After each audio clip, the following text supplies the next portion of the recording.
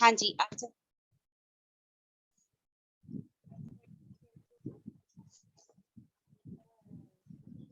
हाँ जी बेटे ਅੱਜ ਆਪਾਂ ਕਰਾਂਗੇ ਫੰਕਸ਼ਨਸ ਆਫ ਐਨ ਆਫਿਸ ਕਿ ਆਫਿਸ ਦੇ ਕਿਹੜੇ-ਕਿਹੜੇ ਫੰਕਸ਼ਨਸ ਹੁੰਦੇ ਆ। ਠੀਕ ਹੈ, ਆਫਿਸ ਦੇ ਜਿਹੜੇ ਫੰਕਸ਼ਨਸ ਹੈਗੇ ਆ ਉਹ ਤੁਸੀਂ ਜਿਹੜਾ ਹੈਗਾ ਫੰਕਸ਼ਨਸ ਜਿਹੜੇ ਹੈਗੇ ਆ ਮਤਲਬ ਕਿ ਜਿਹੜਾ ਆਫਿਸ ਹੁੰਦਾ ਨਾ ਬੇਟੇ ਇਹ ਇੱਕ ਵੈਰੀ ਇੰਪੋਰਟੈਂਟ ਜਿਹੜਾ ਹੈਗਾ ਪਾਰਟ ਹੁੰਦਾ ਬਿਜ਼ਨਸ ਦਾ। ਕਿਉਂਕਿ ਬੇਟੇ ਜੇ ਤਾਂ ਆਫਿਸ ਹੈਗਾ ਜਿਹੜਾ ਉਹ ਪ੍ਰੋਪਰਲੀ ਵਰਕ ਕਰਦਾ ਹੈ, ਠੀਕ ਹੈ, ਆਪਣੀ ਜ਼ਿੰਮੇਵਾਰੀ ਪੂਰੀ ਜਿਹੜੀ ਹੈਗੀ ਆ ਨਿਭਾਉਂਦਾ ਹੈ, ਠੀਕ ਹੈ, ਤਾਂ ਜਿਹੜਾ ਹੈਗਾ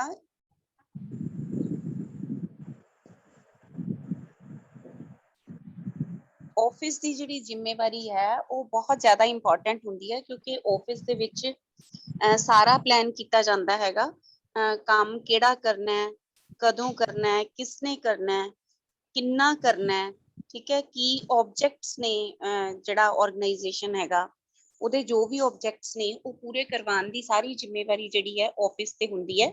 ਆਫਿਸ ਜਿਹੜਾ ਹੈ ਕਿਸੇ ਵੀ ਬਿਜ਼ਨਸ ਦੇ ਵਿੱਚ ਜਾਂ ਕਿਸੇ ਵੀ ਆਰਗੇਨਾਈਜੇਸ਼ਨ ਦੇ ਵਿੱਚ ਇੱਕ ਇੰਪੋਰਟੈਂਟ ਪਲੇਸ ਹੈ ਉਹਦੀ, ਠੀਕ ਹੈ, ਤਾਂ ਉਹ ਜਿਹੜਾ ਆਫਿਸ ਹੁੰਦਾ ਤਾਂ ਉਹਦੇ ਵਿੱਚ ਜਿਹੜਾ ਹੈਗਾ ਮੇਨ ਜਿਹੜਾ ਆਰਗੇਨਾਈਜੇਸ਼ਨ ਜਿੰਨੀ ਵੀ ਅੱਛੀ ਵਰਕ ਕਰੇਗੀ ਉਹ ਡਿਊ ਟੂ ਆਫਿਸ ਹੀ ਕਰੇਗੀ, ਠੀਕ ਹੈ।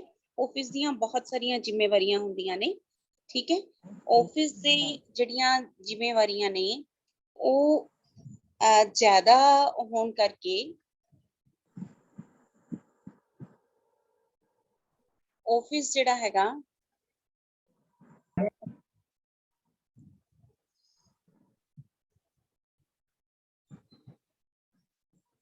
ਹਾਂਜੀ ਬੇਟੇ ਆਫਿਸ ਦੇ ਵਿੱਚ ਜਿਹੜਾ ਹੈ ਆਫਿਸ ਦੀ ਜਿਹੜੀ ਆਫਿਸ ਹੈ ਜਿਹੜਾ ਉਹ ਇੰਪੋਰਟੈਂਟ ਪਲੇਸ ਜਿਹੜੀ ਹੈਗੀ ਹੈ ਉਹ ਰੱਖਦਾ ਹੈਗਾ ਆਫਿਸ ਦੇ ਵਿੱਚ, ਆਰਗੇਨਾਈਜੇਸ਼ਨ ਦੇ ਵਿੱਚ।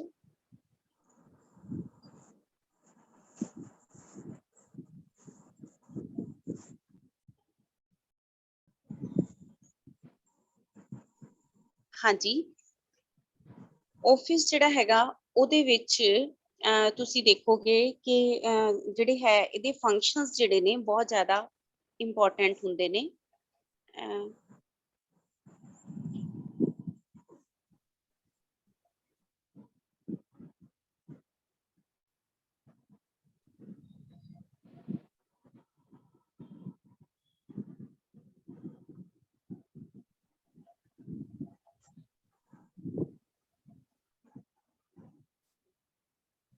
ਹਾਂਜੀ बेटे टाइम ते आ जा करो, बार बार मैनू प्रॉब्लम आ रही है। हाँ जी ठीक है, फंक्शंस ऑफ ऑफिस आज जिहड़ा हैगा आपां ने करना हैगा फंक्शंस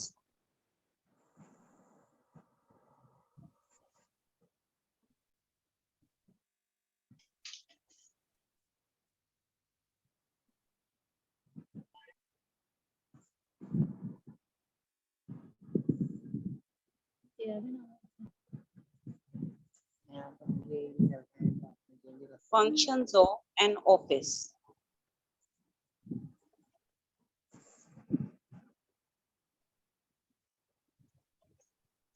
ठीक है, ऑफिस ਦੇ ਜਿਹੜੇ ਫੰਕਸ਼ਨਸ ਹੈਗੇ ਨੇ ਉਹਨਾਂ ਦੇ ਵਿੱਚ ਤੁਸੀਂ ਦੇਖੋਗੇ ਕਿ ਇਹ ਦੋ ਤਰ੍ਹਾਂ ਦੇ ਫੰਕਸ਼ਨਸ ਹੈਗੇ ਨੇ।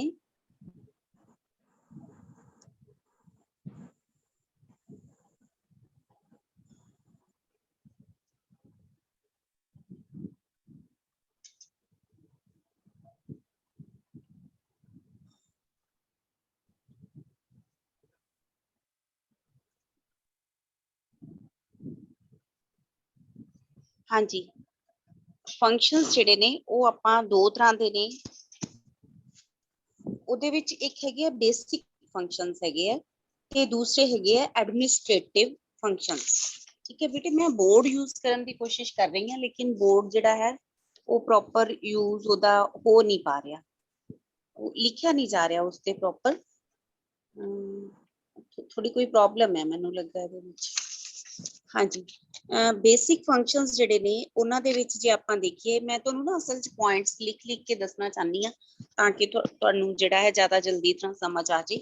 ਬਟ ਇਹਦੇ ਵਿੱਚ ਪ੍ਰੋਬਲਮ ਆ ਰਹੀ ਹੈ।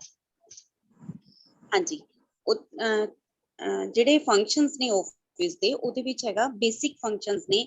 ਬੇਸਿਕ ਫੰਕਸ਼ਨਸ ਜਿਹੜੇ ਸਾਰੇ ਆਫਿਸ ਦੇ ਵਿੱਚ ਹੁੰਦੇ ਨੇ, ਸਾਰੀ ਤਰ੍ਹਾਂ ਦੇ ਆਫਿਸਿਸ ਚ ਹੁੰਦੇ ਨੇ, ਉਹਨਾਂ ਦੇ ਵਿੱਚ ਸਭ ਤੋਂ ਪਹਿਲੇ ਜਿਹੜਾ ਫਰਸਟ ਪੁਆਇੰਟ ਆਉਂਦਾ ਹੈ, ਫਰਸਟ ਫੰਕਸ਼ਨ ਹੈ ਜਿਹੜਾ, ਉਹ ਹੈ receiving information. First function is, first basic function is receiving information. ਜਿਹੜਾ ਕੋਈ ਵੀ ਆਫਿਸ ਹੋਏਗਾ ਨਾ ਬੇਟੇ, ਉਸਨੇ ਇਨਫੋਰਮੇਸ਼ਨ ਰਿਸੀਵ ਕਰਨੀ ਹੁੰਦੀ ਹੈ।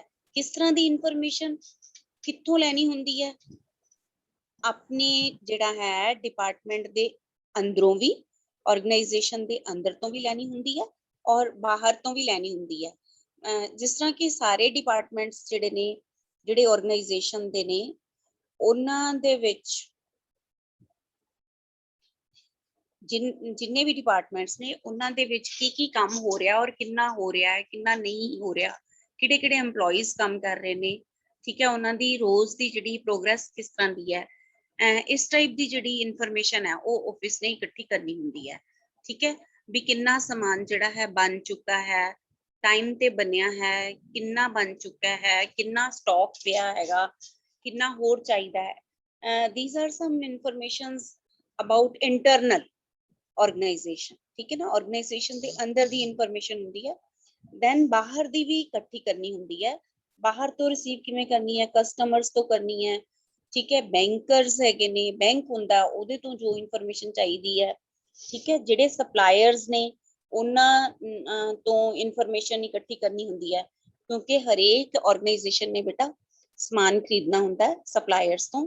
ਤਾਂ ਕਿਹੜੇ ਕਿਹੜੇ ਜੋ ਵੀ ਸਮਾਨ ਉਹਨਾਂ ਨੂੰ ਚਾਹੀਦਾ ਹੈਗਾ, ਉਹ ਕਿਹੜੇ ਕਿਹੜੇ ਸਪਲਾਇਰਸ ਜਿਹੜੇ ਨੇ ਸਪਲਾਈ ਕਰ ਰਹੇ ਨੇ, ਠੀਕ ਹੈ, ਉਹਨਾਂ ਦੇ ਰੇਟਸ ਵਗੈਰਾ ਕੀ ਨੇ, ਸਾਰੀ ਤਰ੍ਹਾਂ ਦੀ ਇਨਫੋਰਮੇਸ਼ਨ ਜਿਹੜੀ ਆ ਆਫਿਸ ਨੇ ਜਿਹੜਾ ਹੈ ਰਿਸੀਵ ਕਰਨੀ ਹੁੰਦੀ ਹੈ। ਠੀਕ ਹੈ, ਨਾਲ ਹੀ ਜਿਹੜੀ ਗਵਰਨਮੈਂਟ ਹੈਗੀ ਹੈ ਬੇਟਾ, ਗਵਰਨਮੈਂਟ ਦੇ ਵੀ ਲਾਜ਼ ਵਗੈਰਾ ਜਿਹੜੇ ਹੈ ਚੇਂਜ ਹੁੰਦੇ ਰਹਿੰਦੇ ਨੇ, ਪਾਲਿਸੀਜ਼ ਚੇਂਜ ਹੁੰਦੀਆਂ ਰਹਿੰਦੀਆਂ ਨੇ। ਆਫਿਸ ਨੇ ਆਪਣੇ ਹਿਸਾਬ ਨਾਲ ਜੋ ਵੀ ਉਹਨਾਂ ਨੂੰ ਲਾਜ਼ ਚਾਹੀਦੇ ਨੇ, ਜੋ ਉਹਨਾਂ ਤੇ ਅਪਲਾਈ ਹੁੰਦੇ ਨੇ, ਉਹ ਲਾਜ਼ ਬਾਰੇ, ਠੀਕ ਹੈ, ਜਾਂ ਜੋ ਵੀ ਕਲੌਜ਼ਸ ਹੈਗੀਆਂ ਨੇ ਗਵਰਨਮੈਂਟ ਦੀਆਂ, ਉਹ ਸਾਰੀਆਂ ਜਿਹੜੀਆਂ ਹੈਗੀਆਂ ਨੇ ਉਹ ਇਕੱਠੀਆਂ ਕਰਨੀਆਂ ਹੁੰਦੀਆਂ ਨੇ। ਮਤਲਬ ਬਹੁਤ ਸਾਰੀ ਇਨਫੋਰਮੇਸ਼ਨ ਹੁੰਦੀ ਹੈ ਬੇਟਾ ਜਿਹੜੀ ਆਫਿਸ ਨੇ ਇਕੱਠੀ ਕਰਨੀ ਹੁੰਦੀ ਹੈ। ਠੀਕ ਹੈ, ਫਰਸਟ ਬੇਸਿਕ ਫੰਕਸ਼ਨ ਕਿਹੜਾ ਹੋ ਗਿਆ ਤੁਹਾਡਾ? Receiving information. ਹੈਡਿੰਗਸ ਜਿਹੜੇ ਹੈ ਨਾ ਬੇਟਾ, ਪੈਨ ਹੱਥ 'ਚ ਰੱਖਿਆ ਕਰੋ, ਨੋਟ ਕਰ ਲਿਆ ਕਰੋ। ਰਿਸੀਵਿੰਗ ਇਨਫੋਰਮੇਸ਼ਨ ਫਰਸਟ ਹੋ ਗਿਆ, ਸਾਰੀ ਇਨਫੋਰਮੇਸ਼ਨ ਡਾਟਾ ਵਗੈਰਾ ਜੋ ਵੀ ਹੈ ਉਹ ਰਿਸੀਵ ਕਰਨਾ ਹੁੰਦਾ ਹੈ, ਕਲੈਕਟ ਕਰਨਾ ਹੁੰਦਾ ਹੈ। ਠੀਕ ਹੈ, ਸੈਕਿੰਡ ਹੈ ਫਿਰ ਉਸਨੂੰ ਰਿਕਾਰਡ ਕਰਕੇ ਵੀ ਰੱਖਣਾ ਹੈ। ਸੈਕਿੰਡ ਜਿਹੜਾ ਬੇਸਿਕ ਫੰਕਸ਼ਨ ਹੈ ਦੈਟ ਇਜ਼ ਰਿਕਾਰਡਿੰਗ ਇਨਫੋਰਮੇਸ਼ਨ।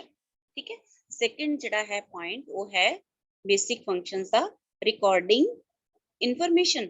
ਜੋ ਵੀ ਇਨਫੋਰਮੇਸ਼ਨ ਬੇਟਾ ਇਕੱਠੀ ਕੀਤੀ ਗਈ ਹੈ, ਰਿਸੀਵ ਕੀਤੀ ਗਈ ਹੈ, ਉਹ ਸਾਰੀ ਦੀ ਸਾਰੀ ਲਿਖ ਕੇ ਰੱਖਣੀ ਹੁੰਦੀ ਹੈ, ਰਿਕਾਰਡ ਕਰਕੇ ਰੱਖਣੀ ਹੁੰਦੀ ਹੈ, ਫਾਈਲਸ ਵਿੱਚ ਲਗਾ ਕੇ ਰੱਖਣੀ ਹੁੰਦੀ ਹੈ। ਠੀਕ ਹੈ, ਹੋਲਡਰਸ ਹੁੰਦੇ ਨੇ। ਹੁਣ ਤਾਂ ਤੁਹਾਨੂੰ ਪਤਾ ਹੈਗਾ ਕਿ ਹੁਣ ਲਿਖਣ ਦਾ ਜਿਹੜਾ ਹੈ ਕੰਮ ਉਹ ਬਹੁਤ ਘੱਟ ਚੁੱਕਾ ਹੈ ਮਾਡਰਨ ਆਫਿਸ 'ਚ। ਸਾਰਾ ਕੁਝ ਜੋ ਵੀ ਰਿਕਾਰਡ ਕੀਤਾ ਜਾਂਦਾ ਹੈ ਕੰਪਿਊਟਰਸ 'ਚ ਕੀਤਾ ਜਾਂਦਾ ਹੈ। ਔਰ ਤੁਹਾਨੂੰ ਪਤਾ ਹੈਗਾ ਕਿ ਕੰਪਿਊਟਰ ਦੀ ਵੀ ਮੈਮਰੀ ਦੀ ਇੱਕ ਲਿਮਿਟ ਹੁੰਦੀ ਹੈ। ਜਦੋਂ ਬਹੁਤ ਜ਼ਿਆਦਾ ਇਨਫੋਰਮੇਸ਼ਨ ਅਸੀਂ ਉਹਦੇ ਵਿੱਚ ਰਿਕਾਰਡ ਕਰਕੇ ਰੱਖਣੀ ਹੋਵੇ ਤਾਂ ਬਹੁਤ ਸਾਰੀਆਂ ਫਾਈਲਸ ਹੁੰਦੀਆਂ ਨੇ, ਬਹੁਤ ਜ਼ਿਆਦਾ ਇਨਫੋਰਮੇਸ਼ਨ ਹੁੰਦੀ ਹੈ। ਤਾਂ ਦੈਨ ਆਪਣੇ ਕੋਲ ਜਿਹੜੀਆਂ ਸਟੋਰੇਜ ਡਿਵਾਈਸਿਸ ਹੋਰ ਵੀ ਹੁੰਦੀਆਂ ਨੇ। ਤੁਸੀਂ ਆਪਣੇ ਕੰਪਿਊਟਰ ਦੇ ਵਿੱਚ, ਕੰਪਿਊਟਰ ਸਬਜੈਕਟ ਦੇ ਵਿੱਚ ਪੜ੍ਹਿਆ ਹੋਇਆ ਕਿ there are many storage devices, है ना। जिस तरह के ਤੁਹਾਨੂੰ ਪਤਾ ਹੈਗਾ ਕਿ ਹਾਰਡ ਡਿਸਕ ਵਗੈਰਾ ਜਾਂ ਪੈਨ ਡਰਾਈਵ ਹੈਗੀ ਹੈ, ਜਾਂ ਹੋਰ ਵੀ ਬਹੁਤ ਸਾਰੀਆਂ ਸਟੋਰੇਜ ਡਿਵਾਈਸਿਸ ਹੁੰਦੀਆਂ ਨੇ ਜਿਨ੍ਹਾਂ ਦੇ ਉੱਤੇ ਜਿਹੜਾ ਹੈ ਇਨਫੋਰਮੇਸ਼ਨ ਜਿਹੜੀ ਹੈ ਰਿਕਾਰਡ ਕਰਕੇ ਰੱਖੀ ਜਾਂਦੀ ਹੈ। ਬੇਟੇ ਉਸਨੂੰ ਸੈਕਿੰਡ ਪੁਆਇੰਟ ਤੁਹਾਡਾ ਹੋ ਗਿਆ ਰਿਕਾਰਡਿੰਗ ਇਨਫੋਰਮੇਸ਼ਨ। ਠੀਕ ਹੈ, ਫਰਸਟ ਸੀਗਾ ਰਿਸੀਵਿੰਗ ਇਨਫੋਰਮੇਸ਼ਨ, ਸੈਕਿੰਡ ਹੋ ਗਿਆ recording information, and third is arranging ਦਾ ਇਨਫੋਰਮੇਸ਼ਨ। ਅਰੇਂਜ ਕਰਕੇ ਰੱਖਣਾ ਹੁੰਦਾ ਹੈ ਇਨਫੋਰਮੇਸ਼ਨ ਨੂੰ, ਅਰੇਂਜ ਕਰਕੇ ਰੱਖਣਾ ਹੁੰਦਾ ਹੈ। ਅਰੇਂਜ ਕਰਨ ਦਾ ਮਤਲਬ ਹੈ ਕਿ ਜਿਵੇਂ ਇੱਕ ਤਰ੍ਹਾਂ ਦੀ ਇਨਫੋਰਮੇਸ਼ਨ ਜਿਹੜੀ ਹੈ ਉਹ ਇੱਕ ਫਾਈਲ ਦੇ ਵਿੱਚ ਹੋਏਗੀ। ਠੀਕ ਹੈ, ਅਲਫਾਬੈਟਿਕਲੀ ਰੱਖ ਸਕਦੇ ਹਾਂ, ਨੰਬਰ ਵਾਈਜ਼ ਰੱਖ ਸਕਦੇ ਹਾਂ, ਠੀਕ ਹੈ, ਨੇਮ ਵਾਈਜ਼ ਰੱਖ ਸਕਦੇ ਹਾਂ। ਠੀਕ ਹੈ, ਉਸਨੂੰ ਅਰੇਂਜ ਕਰਕੇ ਉਹਦਾ ਜਿਹੜਾ ਹੈਗਾ ਐਨਾਲਿਸਿਸ ਵੀ ਕਰਨਾ ਹੁੰਦਾ ਹੈ ਕਿ ਇਹਦੇ ਤੋਂ ਕੀ ਪਤਾ ਚੱਲਦਾ ਹੈ। ਜਿਹੜੀ ਵੀ ਇਨਫੋਰਮੇਸ਼ਨ, ਮੰਨ ਲਓ ਆਪਾਂ ਨੂੰ ਕਸਟਮਰਸ ਦੇ ਡੇਲੀ ਫੋਨ ਆ ਰਹੇ ਨੇ, ਠੀਕ ਹੈ, ਆਪਾਂ ਰੋਜ਼ ਉਹਨਾਂ ਨੂੰ ਨੋਟ ਕਰ ਰਹੇ ਹਾਂ ਕਿ ਜਿਹੜੇ ਕਸਟਮਰਸ ਨੇ ਉਹ ਕਿਸ ਕਿਸ ਤਰ੍ਹਾਂ ਦੇ ਕੁਐਸਚਨਸ ਕਰਦੇ ਨੇ ਔਰ ਕਸਟਮਰ ਨੂੰ ਕਿਸ ਕਿਸ ਤਰ੍ਹਾਂ ਦੀ ਚੀਜ਼ ਜਿਹੜੀ ਹੈਗੀ ਆ ਉਹ ਚਾਹੀਦੀ ਹੈ। ਤਾਂ ਫਿਰ ਉਹਨਾਂ ਤੋਂ ਇੱਕ ਉਹਨੂੰ ਪਹਿਲਾਂ ਤਾਂ ਰਿਕਾਰਡ ਕਰਕੇ ਰੱਖਿਆ ਕਿ ਕਿਹੜੇ ਕਿਹੜੇ ਕੁਐਸਚਨਸ ਜਿਹੜੇ ਨੇ ਜਾਂ ਕਿਹੜੀਆਂ ਪ੍ਰੋਬਲਮਸ ਨੇ ਜਿਹੜੇ ਕਸਟਮਰਸ ਨੇ ਉਹ ਰੇਜ਼ ਕਰ ਰਹੇ ਨੇ। ਤਾਂ ਉਹ ਸਾਰੀਆਂ ਪ੍ਰੋਬਲਮਸ ਦੇ ਵਿੱਚੋਂ ਦੇਖਿਆ ਜਾਂਦਾ ਕਿ ਕੁਝ ਤਾਂ ਪ੍ਰੋਬਲਮਸ ਜਿਹੜੀਆਂ ਕਾਮਨ ਹੋਣਗੀਆਂ ਹੈ ਨਾ, ਅਤੇ ਕੁਝ ਜਿਹੜੀਆਂ ਥੋੜੀਆਂ ਡਿਫਰੈਂਟ ਵੀ ਹੋਣਗੀਆਂ। ਠੀਕ ਹੈ, ਫਿਰ ਉਹਨਾਂ ਤੋਂ ਐਨਾਲਿਸਿਸ ਕੀਤਾ ਜਾਏਗਾ ਬੇਟਾ ਕਿ ਜਿਹੜੀ ਇਨਫੋਰਮੇਸ਼ਨ ਹੈਗੀ, ਜਿਹੜੇ ਕਸਟਮਰਸ ਨੇ ਉਹਨਾਂ ਨੂੰ ਕਿਸ ਕਿਸ ਤਰ੍ਹਾਂ ਦੀ ਜਿਹੜੀ ਹੈਗੀ ਹੈ ਪ੍ਰੋਬਲਮ ਆ ਰਹੀ ਹੈ, ਤਾਂ ਉਹ ਜਿਹੜੀ ਹੈਗੀ ਹੈ ਉਹਨੂੰ ਕਿਵੇਂ ਸੋਲਵ ਕੀਤਾ ਜਾ ਸਕਦਾ ਹੈ। ਠੀਕ ਹੈ, ਉਹਦਾ ਸਾਰਾ ਜਿਹੜਾ ਹੈ ਐਨਾਲਿਸਿਸ ਕਰਨਾ ਪੈਂਦਾ ਹੈ। ਐਨਾਲਿਸਿਸ ਜਦੋਂ ਕਰਦੇ ਆ ਤਾਂ ਉਹਦੇ ਵਿੱਚ ਜਿਹੜਾ ਹੈ ਸਾਨੂੰ ਪਤਾ ਚੱਲਦਾ ਹੈ ਕਿ ਸਾਨੂੰ ਫਿਰ ਹੁਣ ਕੀ ਕਰਨਾ ਚਾਹੀਦਾ ਹੈ, ਸਾਨੂੰ ਹੁਣ ਫਿਰ ਕੀ ਕਰਨਾ ਚਾਹੀਦਾ ਹੈ। ਠੀਕ ਹੈ, ਤਾਂ ਉਹਦੇ ਲਈ ਜੋ ਵੀ ਪਲੈਨਿੰਗ ਕਰਨੀ ਪਏਗੀ ਜਾਂ ਜੋ ਵੀ ਸਟੈਪ ਲੈਣੇ ਪੈਣਗੇ, ਠੀਕ ਹੈ, ਉਹ ਐਨਾਲਿਸਿਸ ਤੋਂ ਹੀ ਲਏ ਜਾਣਗੇ। ਠੀਕ ਹੈ, ਤਾਂ ਇਹਦੇ ਵਿੱਚ ਜਿਹੜਾ ਹੈਗਾ ਤੁਹਾਨੂੰ ਇਹ ਜਿਹੜੀ ਹੀ ਇਨਫੋਰਮੇਸ਼ਨ ਹੈਗੀ ਹੈ ਉਸ ਨੂੰ ਫਿਰ ਥਰਡ ਪੁਆਇੰਟ ਉਹਦਾ ਹੀ ਹੈ ਕਿ ਅਰੇਂਜ ਕਰਨਾ ਹੈ, ਅਰੇਂਜਿੰਗ ਇਨਫੋਰਮੇਸ਼ਨ ਨੂੰ ਅਰੇਂਜ ਕਰਕੇ ਰੱਖਣਾ ਹੈ। ਮਤਲਬ ਜੇ ਅਸੀਂ ਇਸੇ ਤਰ੍ਹਾਂ ਹੀ ਹਰ ਰੋਜ਼ ਅਸੀਂ ਮੰਨ ਲਓ ਕਸਟਮਰ ਦੀ ਜਿਹੜੀ ਹੈਗੀ ਹੈ ਜੋ ਵੀ ਉਹਨੇ ਕੁਐਸਚਨ ਪੁੱਟ ਕੀਤੇ ਬਸ ਲਿਖੀ ਜਾ ਰਹੇ ਆ, ਤਾਂ ਉਹ ਜਦੋਂ ਕਿੰਨੇ ਸਾਰੇ 100-200 ਇਕੱਠੇ ਹੋ ਜਾਣਗੇ ਨਾ ਤਾਂ ਸਾਨੂੰ ਬਿਲਕੁਲ ਨਹੀਂ ਪਤਾ ਲੱਗੇਗਾ ਕਿ ਵੀ ਕਿਸ ਕਸਟਮਰ ਨੇ ਕੀ ਕਿਹਾ। ਮਤਲਬ ਅਸੀਂ ਕੁਝ ਕਾਮਨ ਜਿਹੜੇ ਪੁਆਇੰਟਸ ਹੋਣਗੇ ਉਹਨਾਂ ਨੂੰ ਜਿਹੜਾ ਹੈ ਇਕੱਠਾ ਕਰ ਦਿਆਂਗੇ। ਉਹਦੇ ਨਾਲ ਕੀ ਹੋਏਗਾ ਕਿ ਸਾਡੇ ਜਿਹੜੇ ਕੁਐਸਚਨਸ ਨੇ ਉਹ ਉਹਨਾਂ ਦੀ ਗਿਣਤੀ ਜਿਹੜੀ ਹੈ ਘਟ ਜਾਏਗੀ, ਕਿਉਂਕਿ ਮੰਨ ਲਓ 100 ਕਸਟਮਰਸ ਨੇ ਤੁਹਾਨੂੰ ਫੋਨ ਕੀਤਾ ਹੈਗਾ, ਉਹਦੇ ਵਿੱਚੋਂ 50 ਜਿਹੜੇ ਨੇ ਉਹ ਇੱਕ ਕੁਐਸਚਨ ਕਰ ਰਹੇ ਨੇ, 20 ਦੂਜਾ ਕੁਐਸਚਨ ਕਰ ਰਹੇ ਨੇ, ਐਂਡ 20 ਇੱਕ ਹੋਰ ਕੁਐਸਚਨ ਕਰ ਰਹੇ ਨੇ, ਐਂਡ 10 ਕੁਝ ਹੋਰ ਕਰ ਰਹੇ ਨੇ। ਤਾਂ ਫਿਰ ਜੇ ਤੁਸੀਂ 100 ਦੇ 100 ਹੀ ਅਲੱਗ-ਅਲੱਗ ਲਿਖੇ ਰਹਿਣਗੇ ਤਾਂ ਫਿਰ ਪ੍ਰੋਬਲਮ ਆਏਗੀ, ਪਤਾ ਨਹੀਂ ਚੱਲੇਗਾ, ਤਾਂ ਹਰੇਕ ਦਾ ਜਵਾਬ ਦੇਣਾ ਤੁਹਾਨੂੰ ਮੁਸ਼ਕਿਲ ਹੋ ਜਾਏਗਾ। ਤਾਂ ਉਹਦੇ ਵਿੱਚ ਜਿਹੜਾ ਜਿਸ ਤਰ੍ਹਾਂ ਕਿ 50 ਹੈਗੇ ਨੇ ਉਹਨਾਂ ਨੂੰ ਸੇਮ ਆਨਸਰ ਦੇਣਾ ਤੁਸੀਂ, ਠੀਕ ਹੈ, ਕਿਉਂਕਿ ਉਹਨਾਂ ਦਾ ਕੁਐਸਚਨ ਸੇਮ ਹੈਗਾ। ਠੀਕ ਹੈ, ਤਾਂ ਇਸ ਤਰ੍ਹਾਂ ਜਿਹੜਾ ਹੈ ਉਹਨੂੰ ਅਰੇਂਜ ਕਰਕੇ ਵੀ ਰੱਖਣਾ ਹੈ ਕਿ ਇਹ 50 ਜਿਹੜੇ ਨੇ ਉਹ ਸੇਮ ਕੁਐਸਚਨ ਜਿਹੜੇ ਆ ਪੁੱਟ ਕਰ ਰਹੇ ਨੇ ਜਾਂ ਇਹਨਾਂ ਨੂੰ ਸੇਮ ਪ੍ਰੋਬਲਮ ਜਿਹੜੀ ਹੈ ਉਹ ਆ ਰਹੀ ਹੈ, ਉਹਨੂੰ ਕਿਸ ਤਰ੍ਹਾਂ ਸੋਲਵ ਕਰਨਾ ਹੈਗਾ। ਠੀਕ ਹੈ, ਤਾਂ ਇਹਦੇ ਵਿੱਚ ਜਿਹੜਾ ਹੈਗਾ ਤੁਹਾਨੂੰ ਫਸਟ ਤੁਹਾਡੇ ਬੇਸਿਕ ਫੰਕਸ਼ਨ ਚ ਫਸਟ ਕਿਹੜਾ ਸੀ ਬੇਟਾ? ਫਸਟ ਸੀਗਾ ਰਿਸੀਵਿੰਗ ਇਨਫੋਰਮੇਸ਼ਨ, ਸੈਕਿੰਡ ਹੋ ਗਿਆ ਤੁਹਾਡਾ recording information, and third is arranging the information. ਠੀਕ ਹੈ, ਸਾਰੀ ਇਨਫੋਰਮੇਸ਼ਨ ਡਾਟਾ ਵਗੈਰਾ ਜੋ ਵੀ ਹੈ ਉਸਨੂੰ ਅਰੇਂਜ ਕਰਕੇ ਰੱਖਣਾ, ਮਤਲਬ ਕਿ ਇੱਕ ਸਿਸਟਮੈਟਿਕਲੀ ਉਸਨੂੰ ਠੀਕ ਢੰਗ ਨਾਲ ਲਿਖ ਕੇ ਰੱਖਣਾ ਤਾਂ ਕਿ ਅਸੀਂ ਉਹਦੇ ਤੋਂ ਕੋਈ ਰਿਜ਼ਲਟ ਕੱਢ ਸਕੀਏ ਤੇ ਉਹਦੇ ਤੋਂ ਸਾਨੂੰ ਈਜ਼ੀਲੀ ਜਿਹੜਾ ਹੈ ਅਸੀਂ ਉਹਦੇ ਉੱਤੇ ਵਰਕਆਊਟ ਜਿਹੜਾ ਹੈ ਜੋ ਵੀ ਕਰਨਾ ਕਰ ਸਕੀਏ। And fourth point is fourth basic function ਜਿਹੜਾ ਹੈਗਾ ਉਹ ਹੈ supplying the information for use। ਕਿ ਜਦੋਂ ਵੀ ਦੇਖੋ ਇਨਫੋਰਮੇਸ਼ਨ ਇਕੱਠੀ ਕਰ ਲਈ, ਅਸੀਂ ਉਸਨੂੰ ਅਰੇਂਜ ਕਰਕੇ ਵੀ ਰੱਖ ਲਿਆ, ਠੀਕ ਹੈ, ਉਹਨੂੰ ਜਿਹੜਾ ਰਿਕਾਰਡ ਕੀਤਾ ਅਰੇਂਜ ਵੀ ਕਰ ਲਿਆ। ਮੋਸਟਲੀ ਬੇਟੇ ਕੀ ਹੁੰਦਾ ਜਦੋਂ ਰਿਕਾਰਡ ਕਰਦੇ ਆ ਨਾ ਉਦੋਂ ਹੀ ਅਸੀਂ ਨਾਲ ਨਾਲ ਅਰੇਂਜ ਵੀ ਕਰੀ ਜਾਂਦੇ ਆ, ਠੀਕ ਹੈ, ਅਦਰਵਾਈਜ਼ ਸਾਨੂੰ ਫਿਰ ਪ੍ਰੋਬਲਮ ਆਉਂਦੀ ਹੈ। ਰਿਸੀਵ ਕਰਦੇ ਆ ਜਦੋਂ ਰਿਕਾਰਡ ਕਰਨ ਲੱਗਦੇ ਆ ਨਾ ਉਦੋਂ ਹੀ ਅਸੀਂ ਜਿਹੜਾ ਸੈਕਿੰਡ ਔਰ ਥਰਡ ਫੰਕਸ਼ਨ ਹੈਗਾ ਉਹ ਇਕੱਠਾ ਹੀ ਚੱਲਦਾ। ਜਦੋਂ ਇਨਫੋਰਮੇਸ਼ਨ ਜਿਹੜੀ ਹੈਗੀ ਹੈ ਅਸੀਂ ਜਿਹੜਾ ਹੈ ਰਿਕਾਰਡ ਕਰਦੇ ਆ ਨਾਲ ਦੀ ਨਾਲ ਉਹਨੂੰ ਅਰੇਂਜ ਵੀ ਕਰਕੇ ਰੱਖਦੇ ਆ। ਜਿਹੜਾ ਫੋਰਥ ਪੁਆਇੰਟ ਹੈ ਫਿਰ ਉਹਦੇ ਵਿੱਚ ਹੈਗਾ ਸਪਲਾਈਂਗ ਦਾ ਇਨਫੋਰਮੇਸ਼ਨ ਫਾਰ ਯੂਜ਼। ਕਿ ਜਿਹੜੀ ਵੀ ਇਨਫੋਰਮੇਸ਼ਨ ਸਾਡੇ ਕੋਲ ਆਈ ਹੈ ਅਸੀਂ ਉਹਨੂੰ ਇਕੱਠਾ ਕਰ ਲਿਆ, ਅਰੇਂਜ ਕਰ ਲਿਆ, ਠੀਕ ਹੈ, ਤਾਂ ਲੋੜ ਪੈਣ ਦੇ ਉੱਤੇ ਉਸਨੂੰ ਸਪਲਾਈ ਵੀ ਕਰਨਾ। ਸਪਲਾਈ ਕਰਨ ਦਾ ਮਤਲਬ ਹੈ ਸਾਹਮਣੇ ਰੱਖਣਾ, ਜਿਸ ਨੂੰ ਵੀ ਜ਼ਰੂਰਤ ਹੈਗੀ ਹੈ। ਜਿਹੜੇ ਕਸਟਮਰਸ ਨੇ ਬੇਟੇ ਉਹਨਾਂ ਲਈ ਵੀ ਸਾਡੇ ਆਨਸਰਸ ਤਾਂ ਆਲਰੇਡੀ ਤਿਆਰ ਹੀ ਹੁੰਦੇ ਨੇ, ਠੀਕ ਹੈ, ਉਹ ਤੁਸੀਂ ਅਰੇਂਜ ਕੀਤੇ ਹੋਏ ਨੇ, ਉਹਨਾਂ ਨੂੰ ਜਿਹੜਾ ਹੈ ਨਾਲ ਦੀ ਨਾਲ ਸਪਲਾਈ ਕਰ ਸਕਦੇ ਹੋ। ਤੁਸੀਂ ਅੱਜ ਕੱਲ ਦੇਖਿਆ ਹੋ ਨਾ ਕਿ ਤੁਸੀਂ WhatsApp ਤੇ ਕਿਸੇ ਖਾਸ ਗਰੁੱਪ ਦੇ ਵਿੱਚ ਐਂਟਰ ਕਰੋ ਨਾ, ਜਿਹੜਾ ਬਿਜ਼ਨਸ ਪੁਆਇੰਟ ਆਫ ਵਿਊ ਨਾਲ ਬਣੇ ਹੋਏ WhatsApp ਗਰੁੱਪ ਹੁੰਦੇ ਨੇ, ਉਹਨਾਂ 'ਚ ਜਦੋਂ ਵੀ ਤੁਸੀਂ ਕੁਝ ਕਲਿੱਕ ਕਰਦੇ ਹੋ ਔਰ ਕਲਿੱਕ ਕਰਦਿਆਂ ਹੀ ਤੁਸੀਂ ਉਸ ਗਰੁੱਪ ਨੂੰ ਜੁਆਇਨ ਕਰ ਜਾਂਦੇ ਹੋ, ਤਾਂ ਉਹ ਤੁਹਾਨੂੰ ਨਾਲ ਦੀ ਨਾਲ ਬਹੁਤ ਸਾਰੇ ਮੈਸੇजेस ਜਿਹੜੇ ਆ ਉਹਦੇ ਅਕੋਰਡਿੰਗ ਜਿਹੜੇ ਆ ਤੁਹਾਨੂੰ ਨਾਲ ਦੀ ਨਾਲ ਆਟੋਮੈਟਿਕ ਆ ਜਾਂਦੇ ਨੇ। ਮੀਨਸ ਕਿ ਇਨਫੋਰਮੇਸ਼ਨ ਜਿਸ ਤਰ੍ਹਾਂ ਦਾ ਤੁਸੀਂ ਕੁਐਸਚਨ ਕੀਤਾ ਹੈਗਾ ਜਿਸ ਕਾਰਨ ਤੁਸੀਂ ਉਸ ਗਰੁੱਪ ਨੂੰ ਜੁਆਇਨ ਕੀਤਾ, ਤਾਂ ਉਹ ਆਨਸਰਸ ਜਿਹੜੇ ਆ ਨਾਲ ਦੀ ਨਾਲ ਤੁਹਾਡੇ ਕੋਲ ਆ ਜਾਂਦੇ ਆ, ਇਹ ਆਟੋਮੈਟਿਕਲੀ ਆ ਜਾਂਦੇ ਨੇ ਬੇਟੇ। ਇਹ ਮਾਡਰਨ ਆਫਿਸ ਹੈਗਾ, ਠੀਕ ਹੈ। ਇਹਦਾ ਇਹ ਮਤਲਬ ਹੈ ਕਿ ਜਿਹੜਾ ਤੁਸੀਂ ਕੁਐਸਚਨ ਕੀਤਾ ਹੈਗਾ, ਆਫਿਸ ਨੇ ਕੀ ਕੀਤਾ, ਤੁਹਾਨੂੰ ਉਹਦੇ ਸੰਬੰਧ ਦੇ ਵਿੱਚ, ਉਹਦੇ ਕੰਸਰਨ ਦੇ ਵਿੱਚ ਤੁਹਾਨੂੰ ਇਨਫੋਰਮੇਸ਼ਨ ਜਿਹੜੀ ਹੈ ਉਹ ਸਪਲਾਈ ਕਰ ਦਿੱਤੀ ਹੈ, ਠੀਕ ਹੈ। ਸਪਲਾਈ ਜਿਹੜੀ ਹੈ ਇਕੱਲੇ ਕਸਟਮਰਸ ਨੂੰ ਨਹੀਂ ਕਰਨੀ ਹੁੰਦੀ ਬੇਟਾ, ਜਿਹੜੀ ਇਨਫੋਰਮੇਸ਼ਨ ਕਲੈਕਟ ਕੀਤੀ ਜਾਂਦੀ ਹੈ, ਉਸਨੂੰ ਰਿਕਾਰਡ ਕੀਤਾ ਜਾਂਦਾ ਹੈਗਾ ਤੇ ਉਸਨੂੰ ਅਰੇਂਜ ਕਰਕੇ ਰੱਖਿਆ ਜਾਂਦਾ ਨਾ, ਉਹ ਸਾਨੂੰ ਕਈ ਥਾਵਾਂ ਤੇ ਚਾਹੀਦੀ ਹੁੰਦੀ ਹੈ। ਜਿਸ ਤਰ੍ਹਾਂ ਮੰਨ ਲਓ ਇੱਕ ਮਸ਼ੀਨ ਹੈ, ਮਸ਼ੀਨ ਦੀ ਇਨਫੋਰਮੇਸ਼ਨ ਤੁਸੀਂ ਜਿਹੜੀ ਹੈ ਉਹ ਆਫਿਸ ਦੇ ਵਿੱਚ ਮਸ਼ੀਨਸ ਜਿੰਨੀਆਂ ਵੀ ਨੇ ਉਹਨਾਂ ਦੀ ਤੁਸੀਂ ਇਨਫੋਰਮੇਸ਼ਨ ਰੱਖੀ ਹੋਈ ਹੈ। ਤਾਂ ਜਿਸ ਟਾਈਮ ਤੁਸੀਂ ਕੋਈ ਨਿਊ ਇਨਫੋਰਮੇਸ਼ਨ ਜਿਹੜੀ ਹੈ ਕਲੈਕਟ ਕਰਨੀ ਹੈ, ਕੋਈ ਨਿਊ ਮਸ਼ੀਨ ਜਿਹੜੀ ਹੈਗੀ ਹੈ ਉਹ ਤੁਸੀਂ ਜਿਹੜਾ ਹੈਗਾ ਉਹ ਇੱਕ, ਜੇ ਕੋਈ ਨਿਊ ਮਸ਼ੀਨ ਤੁਸੀਂ ਖਰੀਦਣਾ ਚਾਹੁੰਦੇ ਹੋ ਜਾਂ ਕਿਸੇ ਪੁਰਾਣੀ ਮਸ਼ੀਨ ਦੇ ਵਿੱਚ ਕੋਈ ਪ੍ਰੋਬਲਮ ਆ ਰਹੀ ਹੈ, ਤਾਂ ਤੁਸੀਂ ਸਾਰੀ ਇਨਫੋਰਮੇਸ਼ਨ ਉਹਦੀ ਜਿਹੜੀ ਹੈ ਇੱਕ ਜਗ੍ਹਾ ਤੇ ਇਕੱਠੀ ਕਰਕੇ ਰੱਖੀ ਹੋਈ ਹੈ। ਤਾਂ ਤੁਸੀਂ ਚੈੱਕ ਕਰੋਗੇ ਕਿ ਉਹ ਕਦੋਂ ਖਰੀਦੀ ਗਈ ਸੀ, ਕਿੰਨੇ ਦੀ ਖਰੀਦੀ ਗਈ ਸੀ, ਕਿਸ ਤੋਂ ਖਰੀਦੀ ਗਈ ਸੀ, ਉਹਦੀ ਗਾਰੰਟੀ ਵਗੈਰਾ ਕਿੰਨੀ ਸੀ। ਤਾਂ ਨਾਲ ਦੀ ਨਾਲ ਤੁਹਾਨੂੰ ਜੇ ਕੋਈ ਵੀ ਮਸ਼ੀਨ ਜਿਹੜੀ ਹੈਗੀ ਆ ਉਹਦੀ ਪ੍ਰੋਬਲਮ ਆ ਰਹੀ ਹੈ, ਤਾਂ ਤੁਹਾਨੂੰ ਨਾਲ ਦੀ ਨਾਲ ਉਹ ਇਨਫੋਰਮੇਸ਼ਨ ਆਫਿਸ ਨੂੰ ਸਪਲਾਈ ਕਰਨੀ ਪਏਗੀ, ਤਾਂ ਕਿ ਜਿਹੜਾ ਸਪਲਾਇਰ ਹੈ, ਠੀਕ ਹੈ, ਜੇ ਤਾਂ ਉਹਦਾ ਗਾਰੰਟੀ ਪੀਰੀਅਡ ਚੱਲ ਰਿਹਾ ਹੈਗਾ ਤਾਂ ਫਿਰ ਉਹਦੇ ਤੋਂ ਆਪਾਂ ਠੀਕ ਕਰਵਾ ਸਕਦੇ ਹਾਂ, ਜਾਂ ਰਿਪਲੇਸਮੈਂਟ ਵੀ ਹੋ ਜਾਂਦੀ ਹੈ, ਜਾਂ ਕੁਝ ਵੀ ਜੋ ਵੀ ਕਰਨਾ ਹੈਗਾ। ਜਾਂ ਜੇ ਅਸੀਂ ਕੋਈ ਨਿਊ ਮਸ਼ੀਨ ਖਰੀਦਣਾ ਚਾਹੁੰਦੇ ਹਾਂ, ਤਾਂ ਫਿਰ ਸਾਨੂੰ ਇਹ ਦੇਖਣਾ ਪੈਂਦਾ ਹੈ ਕਿ ਜਿਹੜੀ ਅਸੀਂ ਨਿਊ ਮਸ਼ੀਨ ਖਰੀਦਣੀ ਹੈ, ਤਾਂ 올ਡ ਜਿਹੜੀਆਂ ਖਰੀਦੀਆਂ ਸੀਗੀਆਂ ਉਹ ਕਿੱਥੋਂ ਖਰੀਦੀਆਂ ਸੀਗੀਆਂ, ਤਾਂ ਉਹ ਕਿਵੇਂ ਦੀਆਂ ਚੱਲ ਰਹੀਆਂ ਨੇ।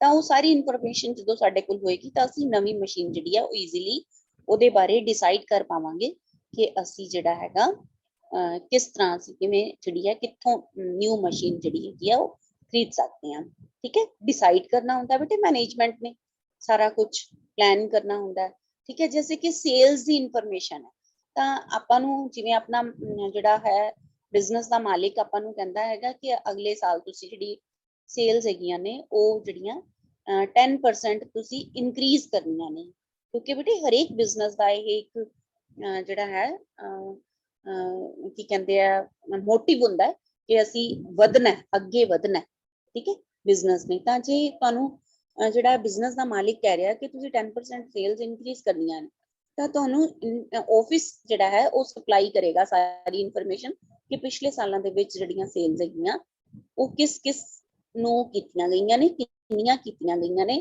ਤੇ ਹੁਣ ਨੈਕਸਟ ਈਅਰ ਤੁਸੀਂ ਕਿੰਨੀ ਜਿਹੜੀ ਹੈ ਸੇਲ ਵਧਾਣੀ ਹੈ, ਤਾਂ ਫਿਰ ਉਹਨੂੰ ਕਿਸ ਤਰ੍ਹਾਂ ਵਧਾਇਆ ਜਾ ਸਕਦਾ, ਕਿਹੜੇ ਕਸਟਮਰ ਨੇ, ਉਹਨਾਂ ਕਸਟਮਰਸ ਤੋਂ ਬੇਟੇ ਫੀਡਬੈਕ ਲਈ ਜਾ ਸਕਦੀ ਹੈ ਕਿ ਤੁਹਾਨੂੰ ਸਾਡੀ ਚੀਜ਼ ਜਿਹੜੀ ਹੈ ਕਿਸ ਤਰ੍ਹਾਂ ਦੀ ਲੱਗ ਰਹੀ ਹੈ ਜਾਂ ਕੁਝ ਵੀ ਹੈ।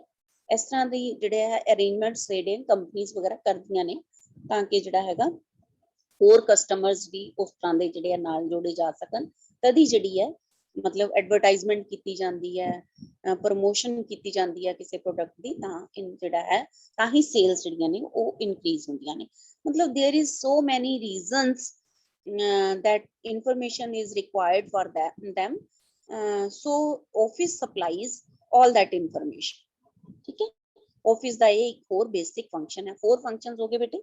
5th ਜਿਹੜਾ ਹੈਗਾ ਉਹ ਹੈ ਮੇਨਟੇਨੈਂਸ ਆਫ ਰਿਕਾਰਡਸ। ਵੈਸੇ ਮੇਨਟੇਨੈਂਸ ਆਫ ਰਿਕਾਰਡਸ ਦਾ ਮਤਲਬ ਹੈ ਕਿ ਜਿਹੜੇ ਰਿਕਾਰਡਸ ਨੇ ਉਹਨੂੰ ਸੰਭਾਲ ਕੇ ਰੱਖਣਾ ਹੈ, ਬੜੀ ਦੇਰ ਤੱਕ ਸੰਭਾਲ ਕੇ ਰੱਖਣਾ ਹੁੰਦਾ ਬੇਟੇ। ਜਿਵੇਂ ਫਾਈਨਾਂਸ ਵਾਲੇ ਜਿਹੜੇ ਰਿਕਾਰਡਸ ਹੁੰਦੇ ਨੇ ਨਾ ਪੈਸੇ ਸੰਬੰਧੀ, ਠੀਕ ਹੈ, ਇਨਕਮ ਸੰਬੰਧੀ, ਇਹ ਤਾਂ ਬਹੁਤ ਸਾਲਾਂ ਤੱਕ ਸੰਭਾਲ ਕੇ ਰੱਖਣੇ ਪੈਂਦੇ ਨੇ, ਕਿਉਂਕਿ ਜਿਹੜਾ ਹੈ ਕਦੇ ਵੀ ਲਾਈਫ ਦੇ ਵਿੱਚ ਜਿਹੜੀ ਹੈ ਪ੍ਰੋਬਲਮ ਆ ਸਕਦੀ ਹੈ। ਕਾਦੇ ਸੰਬੰਧ ਦੇ ਵਿੱਚ ਤੁਹਾਨੂੰ ਜਿਹੜਾ ਹੈਗਾ ਕਦੀ ਵੀ ਚੈੱਕ ਕਰਵਾਉਣਾ ਪੈ ਸਕਦਾ ਹੈਗਾ। ਜਿਵੇਂ ਮੰਨ ਲਓ ਕੋਈ ਘਪਲਾ ਹੋ ਗਿਆ ਜਾਂ ਕੋਈ ਹੋਰ ਗੱਲ ਹੋ ਗਈ ਜਾਂ ਸਾਰਿਆਂ ਦੀ ਹੀ ਚੈਕਿੰਗ ਹੋ ਰਹੀ ਹੈ, ਤਾਂ ਰਿਕਾਰਡਸ ਜਿਹੜੇ ਤੁਹਾਡੇ ਕੋਲ ਹੋਣੇ ਚਾਹੀਦੇ ਆ। ਰਿਕਾਰਡਸ ਤੋਂ ਹੀ ਤੁਸੀਂ ਆਪਣੀ ਬੇਗੁਨਾਹੀ ਜਿਹੜੀ ਹੈ ਸਾਬਿਤ ਕਰ ਸਕਦੇ ਹੋ, ਪੈਸੇ ਸੰਬੰਧੀ ਜਾਂ ਕਿਸੇ ਹੋਰ ਵੀ ਚੀਜ਼ ਸੰਬੰਧੀ ਜਿਹੜਾ ਹੈ ਬੇਟੇ। ਜਦੋਂ ਵੀ ਅਸੀਂ ਕੋਈ ਮੰਨ ਲਓ ਇੱਕ ਮਸ਼ੀਨ ਖਰੀਦੀ ਹੈ, ਤਾਂ ਮਸ਼ੀਨ ਦੀ ਐਂਟਰੀ ਜਿਹੜੀ ਆ ਅਸੀਂ ਆਪਣੇ ਰਿਕਾਰਡ 'ਚ ਕਰਦੇ ਹਾਂ, ਤੇ ਉਹਨੂੰ ਜਦੋਂ ਖਰੀਦਦੇ ਹਾਂ ਤਾਂ ਉਹਦੇ ਲਈ ਅਸੀਂ ਜੋ ਵੀ ਇਨਫੋਰਮੇਸ਼ਨ ਪਹਿਲਾਂ ਹੀ ਇਕੱਠੀ ਕੀਤੀ, ਕਿਸ ਤਰ੍ਹਾਂ ਡਿਸਾਈਡ ਕੀਤਾ ਕਿ ਕਿਸ ਤੋਂ ਮਸ਼ੀਨ ਖਰੀਦਣੀ ਹੈ, ਕਿੰਨੇ ਦੀ ਖਰੀਦੀ ਗਈ, ਉਹਦੀ ਗਰੰਟੀ ਕੀ ਹੈ, ਉਹ ਸਾਰਾ ਕੁਝ ਵਾਊਚਰਸ ਹੁੰਦੇ ਨੇ, ਮੀਨਸ ਸਲਿਪਸ ਹੁੰਦੀਆਂ ਨੇ, ਬਿਲਸ ਹੁੰਦੇ ਨੇ, ਸਾਰਾ ਕੁਝ ਸੰਭਾਲਿਆ ਹੋਇਆ ਹੁੰਦਾ। ਤੇ ਜੇ ਕੋਈ ਵੇਚਣ ਵਾਲਾ ਕਹੇ ਕਿ ਤੁਸੀਂ ਤਾਂ ਮੇਰੇ ਤੋਂ ਕੋਈ ਮਸ਼ੀਨ ਹੈ ਇਸ ਤਰ੍ਹਾਂ ਦੀ ਖਰੀਦੀ ਹੋਈ ਨਹੀਂ ਹੈਗੀ, ਤਾਂ ਫਿਰ ਤੁਸੀਂ ਉਹਨੂੰ ਆਪਣਾ ਸਾਰਾ ਰਿਕਾਰਡ ਜਿਹੜਾ ਹੈਗਾ ਉਹ ਪ੍ਰੈਜ਼ੈਂਟ ਕਰਨਾ ਪੈਂਦਾ, ਤੁਹਾਨੂੰ ਦਿਖਾਣਾ ਪੈਂਦਾ, ਤਾਂ ਹੀ ਅਗਲਾ ਮੰਨੂਗਾ ਕਿ ਹਾਂ ਵੀ ਠੀਕ ਹੈ ਵੀ ਇਹਨਾਂ ਨੇ ਸਾਡੇ ਤੋਂ ਹੀ ਖਰੀਦੀ ਹੈ। ਅਦਰਵਾਈਜ਼ ਉਹ ਆਪਣਾ ਰਿਕਾਰਡ ਤਾਂ ਦਿਖਾਏਗਾ ਹੀ ਨਹੀਂ ਤੁਹਾਨੂੰ ਕਿ ਤੁਸੀਂ ਸਾਡੇ ਤੋਂ ਖਰੀਦੀ ਸੀ ਜਾਂ ਕੁਝ। ਹਾਲਾਂਕਿ ਉਹਦੇ ਕੋਲ ਵੀ ਰਿਕਾਰਡ ਹੁੰਦਾ ਕਿ ਉਹਨੇ ਤੁਹਾਨੂੰ ਚੀਜ਼ ਜਿਹੜੀ ਹੈਗੀ ਆ ਕੋਈ ਵੇਚੀ ਹੈ। ਠੀਕ ਹੈ। ਸੋ ਜਿਹੜੀ ਵੀ ਜਿਵੇਂ ਘਰਾਂ ਦੇ ਵਿੱਚ ਵੀ ਤੁਸੀਂ ਕੋਈ ਸਮਾਨ ਖਰੀਦਦੇ ਹੋ ਨਾ ਬੇਟੇ, ਉਹਦੇ ਬਿੱਲ ਵਗੈਰਾ ਜੋ ਵੀ ਗਰੰਟੀ ਦੇ ਕਾਰਡਸ ਹੁੰਦੇ ਨੇ ਉਹਨਾਂ ਨੂੰ ਸੰਭਾਲ ਕੇ ਰੱਖਿਆ ਕਰੋ, ਕਿਉਂਕਿ ਵੇਚਣ ਵਾਲਾ ਤੇ ਮੁੱਕਰ ਜਾਏਗਾ। ਜੇ ਮੰਨ ਲਓ ਕੋਈ ਚੀਜ਼ ਤੁਹਾਡਾ ਫ੍ਰਿਜ ਹੀ ਹੈ, ਤੁਸੀਂ ਖਰੀਦਿਆ, ਖਰਾਬ ਹੋ ਗਿਆ, ਤੇ ਤੁਹਾਨੂੰ ਉਹਨੇ ਕੋਈ ਰਾਹ ਨਹੀਂ ਦੇਣੀ ਹੈਗੀ। ਜੇ ਤੁਹਾਡੇ ਕੋਲ ਬਿੱਲ ਹੋਣਗੇ ਤਾਂ ਰਾਹ ਦਊਗਾ। ਠੀਕ ਹੈ ਬੇਟੇ। ਤਾਂ ਜਿਹੜਾ ਰਿਕਾਰਡ ਹੈ ਉਹਨੂੰ ਮੇਨਟੇਨ ਵੀ ਕਰਨਾ ਹੁੰਦਾ ਹੈ। ਮੇਨਟੇਨ ਮੀਨਸ ਸੰਭਾਲ ਕੇ ਵੀ ਰੱਖਣਾ ਹੁੰਦਾ ਹੈ। ਤੇ ਪਹਿਲਾਂ ਤਾਂ ਬੇਟੇ ਜਿਹੜੀਆਂ ਫਾਈਲਾਂ ਹੁੰਦੀਆਂ ਸੀ ਕਾਗਜ਼ਾਂ 'ਚ ਹੁੰਦੀਆਂ ਸੀ, ਉਹਨਾਂ ਨੂੰ ਮੇਨਟੇਨ ਕਰਨਾ ਵੀ ਬਹੁਤ ਜ਼ਿਆਦਾ ਮੁਸ਼ਕਿਲ ਸੀ। ਬਟ ਹੁਣ ਹਰੇਕ ਰਿਕਾਰਡ ਦੀ ਜਿਹੜੀ ਕਾਪੀ ਹੈਗੀ ਹੈ, ਤੁਹਾਨੂੰ ਪਤਾ ਹੈਗਾ ਕਿ ਅਸੀਂ ਕੰਪਿਊਟਰ ਦੇ ਵਿੱਚ ਹੀ ਕਰਕੇ ਰੱਖ ਲੈਂਦੇ ਹਾਂ, ਤਾਂ ਉਹ ਜਿਹੜਾ ਸਮਾਂ ਆਉਣ ਤੇ ਸਾਨੂੰ ਜਿਹੜਾ ਹੈ ਈਜ਼ੀਲੀ ਮਿਲ ਵੀ ਜਾਂਦੀ ਹੈ ਤੇ ਸੰਭਾਲੀ ਵੀ ਰਹਿੰਦੀ ਹੈ। ਉਹਦੀ ਸੌਫਟ ਕਾਪੀਜ਼ ਅਸੀਂ ਜ਼ਰੂਰ ਤਿਆਰ ਕਰਕੇ ਰੱਖਦੇ ਹਾਂ। ਸੌਫਟ ਕਾਪੀਜ਼ ਮੀਨਸ ਫੋਟੋ ਖਿੱਚ ਕੇ ਜਾਂ ਜੋ ਵੀ ਹੈ ਅਸੀਂ ਰਿਕਾਰਡ ਦੇ ਵਿੱਚ ਜਿਹੜਾ ਹੈ ਕੰਪਿਊਟਰ ਦੇ ਵਿੱਚ ਹੀ ਰੱਖ ਲੈਂਦੇ ਹਾਂ। ਤੇ ਤੁਹਾਨੂੰ ਮੈਂ ਹੁਣੇ ਪਹਿਲਾਂ ਇਹ ਵੀ ਦੱਸ ਕੇ ਹਟੀ ਹਾਂ ਕਿ ਕੰਪਿਊਟਰ ਦੀ ਵੀ ਇੱਕ ਮੈਮਰੀ ਦੀ ਇੱਕ ਲਿਮਿਟ ਹੁੰਦੀ ਹੈ, ਤਾਂ ਮੈਮਰੀ ਵਧਾਉਣ ਵਾਸਤੇ ਵੀ ਅਸੀਂ ਬਹੁਤ ਸਾਰੀਆਂ ਡਿਵਾਈਸਿਸ ਜਿਹੜੀਆਂ ਨੇ ਉਹ ਯੂਜ਼ ਕਰਦੇ ਹਾਂ। ਸਟੋਰੇਜ ਡਿਵਾਈਸਿਸ ਜਿਨ੍ਹਾਂ ਨੂੰ ਕਹਿੰਦੇ ਹੋ, ਤੁਸੀਂ ਇਸ ਸਬਜੈਕਟ ਦੇ ਵਿੱਚ ਸਟੋਰੇਜ ਡਿਵਾਈਸਿਸ ਵੀ ਅੱਗੇ ਜਾ ਕੇ ਪੜੋਗੇ ਕਿ ਜਿਹੜਾ ਵੀ ਡਾਟਾ ਹੈ ਉਹ ਕਿਹੜੀਆਂ ਡਿਵਾਈਸਿਸ ਜਿਹੜੀਆਂ ਨੇ ਉਹਨਾਂ ਤੇ ਅਸੀਂ ਰਿਕਾਰਡ ਕਰਕੇ ਰੱਖ ਸਕਦੇ ਹਾਂ। ਬੇਟੇ these are 5 basic functions. Basic functions ਤੁਹਾਨੂੰ ਮੈਂ 5 ਕਰਵਾਏ ਨੇ। ਕਿਹੜੇ ਸੀਗੇ? ਨੰਬਰ 1 ਕੀ ਸੀਗਾ? Receiving information. Number 2 recording information. Number 3 arranging information. Number 4 supplying information, ਜਦੋਂ ਵੀ ਰਿਕੁਆਇਰਡ ਹੈ ਸਪਲਾਈ ਕਰਨੀ ਹੈ information. And 5th is maintenance of records. ਠੀਕ ਹੈ। ਹਾਂਜੀ, ਨੈਕਸਟ ਜਿਹੜਾ ਹੈ ਹੁਣ ਇਹ ਸੀਗੇ ਕੁਝ ਬੇਸਿਕ ਫੰਕਸ਼ਨਸ ਸੀਗੇ। ਠੀਕ ਹੈ। ਜਿਹੜੇ ਨੈਕਸਟ ਫੰਕਸ਼ਨਸ ਨੇ ਬੇਟੇ, ਇਹ 5 ਤੁਸੀਂ ਨੋਟ ਕਰ ਲਏ ਬੇਟਾ ਸਭ ਨੇ? Yes ma'am. Yes ma'am. ਹਾਂ ਬੇਟੇ, ਕਾਪੀ ਪੈਨ ਮਤਲਬ ਇਹ ਤਾਂ ਇੰਨਾ ਈਜ਼ੀ ਸਬਜੈਕਟ ਹੈਗਾ ਬੇਟਾ ਕਿ ਤੁਸੀਂ ਜੇ ਆਪਣੀ ਕਾਪੀ ਦੇ ਵਿੱਚ ਪੁਆਇੰਟਸ ਵੀ ਲਿਖੀ ਜਾਓਗੇ ਜਾਂ ਥੋੜਾ ਵੀ ਨੋਟ ਕਰੀ ਜਾਓਗੇ ਤਾਂ ਤੁਹਾਨੂੰ ਬੁੱਕਸ Yes, ਵਗੈਰਾ ma'am. ਖੋਲਣ ਦੀ ਵੀ ਜ਼ਰੂਰਤ ਨਹੀਂ ਪਏਗੀ। ਬਹੁਤ ਈਜ਼ੀ ਹੈ ਇਹ ਵਾਲਾ ਸਬਜੈਕਟ। ਠੀਕ ਹੈ। Yes ma'am. ਹਾਂ ਠੀਕ ਹੈ। ਸੈਕਿੰਡ ਫੰਕਸ਼ਨਸ ਜਿਹੜੇ ਨੇ, ਸੈਕਿੰਡ ਟਾਈਪ ਦੇ ਫੰਕਸ਼ਨਸ ਨੇ, ਉਹ ਨੇ ਐਡਮਿਨਿਸਟ੍ਰੇਟਿਵ ਫੰਕਸ਼ਨਸ। ਐਡਮਿਨਿਸਟ੍ਰੇਸ਼ਨ ਮਤਲਬ ਪ੍ਰਬੰਧਕੀ, ਪੰਜਾਬੀ ਦੇ ਵਿੱਚ ਉਹਨਾਂ ਨੂੰ ਪ੍ਰਬੰਧਕੀ ਕੰਮ ਕਹਿੰਦੇ ਨੇ। ਠੀਕ ਹੈ। ਮੈਨੇਜੀਰੀਅਲ ਫੰਕਸ਼ਨਸ ਵੀ ਕਹਿ ਸਕਦੇ ਹਾਂ ਇਹਨੂੰ ਆਪਾਂ। ਮੈਨੇਜੀਰੀਅਲ ਫੰਕਸ਼ਨਸ ਕਿ ਜਿਹੜੇ ਵੀ ਬਿਜ਼ਨਸ ਨੂੰ ਮੈਨੇਜ ਕਰ ਰਹੇ ਨੇ, ਐਡਮਿਨਿਸਟਰ ਕਰ ਰਹੇ ਨੇ। ਐਡਮਿਨਿਸਟਰ ਮਤਲਬ ਜਿਹੜੇ ਆਫਿਸਰਸ ਨੇ ਉਹਨਾਂ ਨੂੰ ਅਸੀਂ ਐਡਮਿਨਿਸਟ੍ਰੇਟਰਸ ਕਹਿੰਦੇ ਆ। ਜਿਸ ਤਰ੍ਹਾਂ ਕਿ ਤੁਸੀਂ ਆਪਣੇ ਸਕੂਲ ਦੇ ਵਿੱਚ ਦੇਖਦੇ ਹੋ ਕੰਮ ਕਰਨ ਵਾਲੇ ਤਾਂ ਟੀਚਰਸ ਨੇ ਜਾਂ ਪੀਐਨਸ ਨੇ, ਲੇਕਿਨ ਐਡਮਿਨਿਸਟ੍ਰੇਟਰ ਕੌਣ ਹੈ ਤੁਹਾਡੇ ਸਕੂਲ ਦੇ ਵਿੱਚ? ਕੌਣ ਐਡਮਿਨਿਸਟ੍ਰੇਟਰ ਹੁੰਦਾ ਬੇਟੇ ਤੁਹਾਡੇ ਸਕੂਲ ਦੇ ਵਿੱਚ? ਦੱਸ ਸਕਦਾ ਕੋਈ ਬੱਚਾ?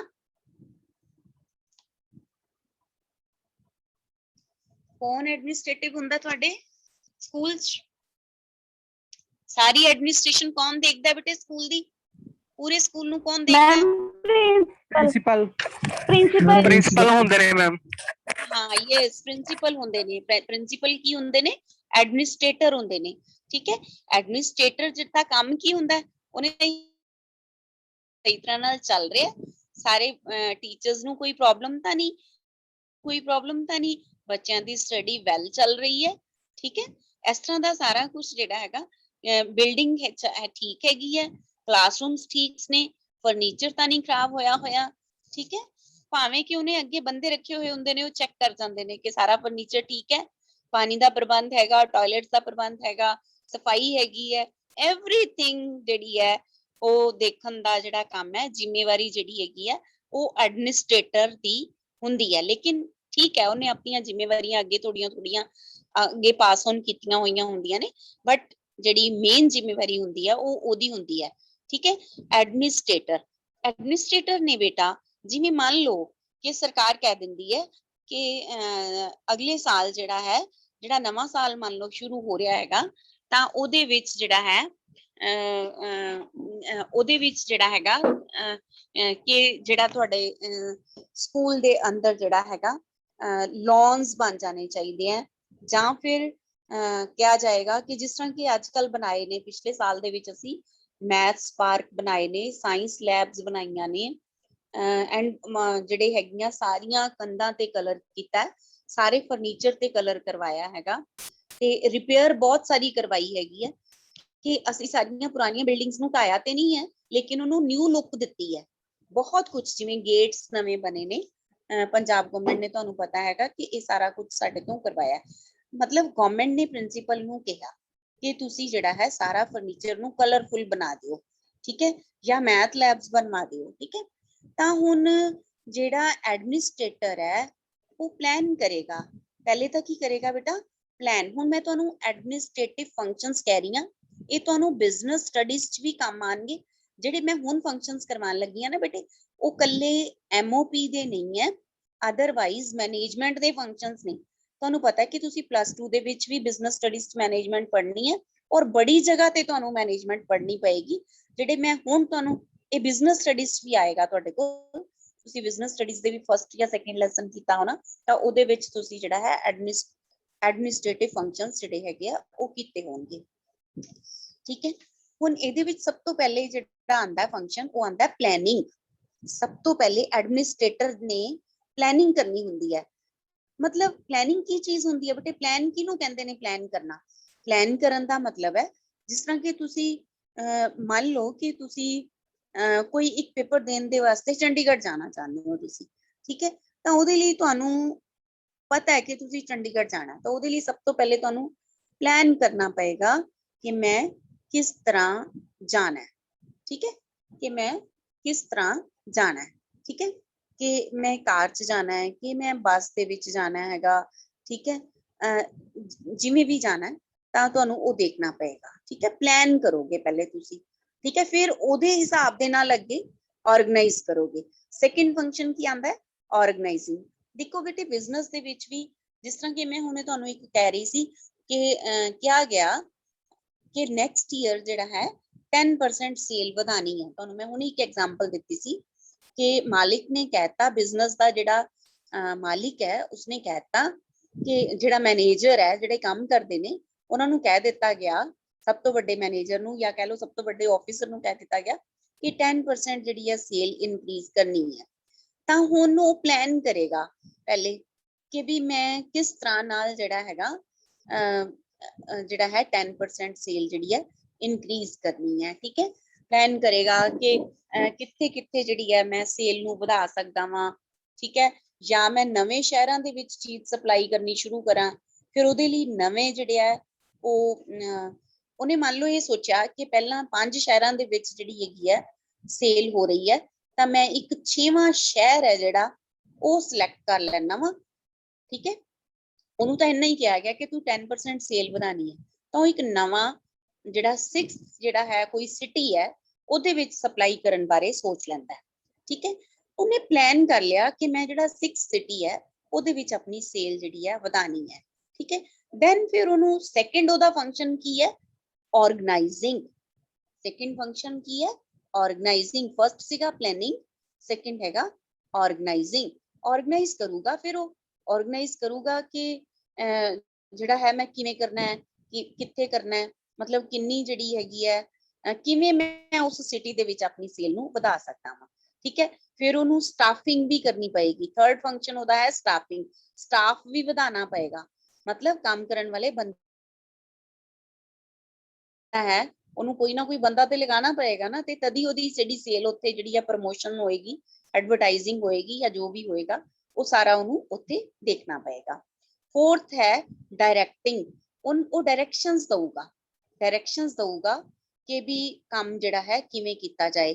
ਉਹ ਡਾਇਰੈਕਸ਼ਨਸ ਕੱਲੀਆਂ ਜਿਹੜੀਆਂ ਹੈਗੀਆਂ 6 ਸਿਟੀ ਦੇ ਵਿੱਚ ਨਹੀਂ ਦਊਗਾ, ਬਲਕਿ ਆਪਣੇ ਸਾਰੇ ਡਿਪਾਰਟਮੈਂਟਸ ਨੂੰ ਵੀ ਦਊਗਾ, ਕਿਉਂਕਿ ਸਮਾਨ ਜੇ ਅਸੀਂ 10% ਵੇਚਣਾ ਵੱਧ ਹੈ ਤਾਂ 10% ਵੱਧ ਬਣਾਉਣਾ ਵੀ ਤਾਂ ਪਊਗਾ ਨਾ, ਠੀਕ ਹੈ।